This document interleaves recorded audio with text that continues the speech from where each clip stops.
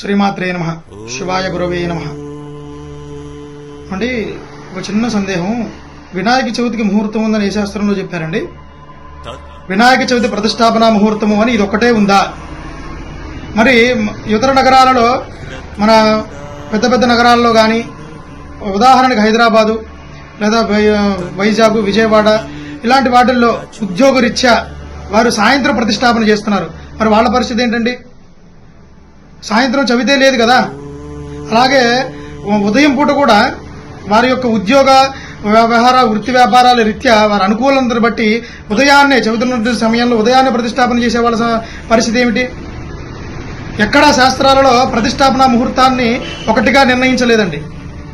చవితి ఉన్నటువంటి తిథిలో, చవితి ఉన్నటువంటి రోజులో మొత్తంలో కూడా చక్కగా యోగ కరణాలు, యోగము చూసుకొని, చక్కటి హోర చూసుకొని, ఆ యొక్క లగ్న బలాన్ని చూసుకొని, ఆ సమయాన్ని నిర్ణయించుకొని మనమే దుర్ముహూర్తాలు ఏమి లేకుండా ఆ వినాయకుడిని ప్రతిష్టాపన చేసి మనం పూజ చేసుకోవాలి తప్ప దీనికి ముహూర్తాలు అంటే లేవండి. దయచేసి ఎక్కడెక్కడో మాటలు పట్టుకొచ్చేసి ప్రతి ఒక్కటి ఆకర్షణగా ఉండాలి, ప్రతి ఒక్కటి మనం చెప్పేటువంటి మాట జనాల్లోకి బాగా వెళ్ళిపోవాలి, ఇది మంచి ఆకర్షణమైనటువంటి విషయాన్ని తీసుకొస్తున్నాం, ఇలా ఒక ముహూర్తము అంటే వాళ్ళకి చాలా అద్భుతంగా ఆశ్చర్యంగా ఉండేటువంటి విషయాలు చెబుతున్నాం అనేటువంటి వాళ్ళు చెప్పే మాటలు దయచేసి వినకండి.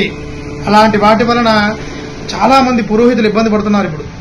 అలాగే బయట కూడా వాళ్ళ సమయాలు అనుకూలం లేని వాళ్ళు చక్కగా ప్రశాంతమైనటువంటి వాతావరణంలో పూజ చేసుకోవాలనుకునే వాళ్ళు కూడా చాలా ఇబ్బందులు పడుతున్నారు.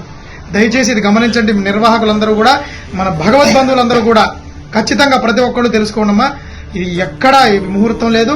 చక్కటి సమయాన్ని చూసుకుని మీకు తెలిసినటువంటి పురోహితులు, మీకు ఆ పూజా కార్యక్రమాలు నిర్వహించేటువంటి పండితులను అడగండి, ఆ సమయాన్ని చెప్తారు తప్ప ఇదే ముహూర్తం అని ఒకటి నిర్ణయించేసి అది వాట్సాప్ సోషల్ మీడియాలో వచ్చేస్తే అదే ముహూర్తానికి ప్రపంచమంతా వినాయక చవితి చేసుకోరమ్మా. బాగా గమనించండి. శ్రీమాత్రే నమః.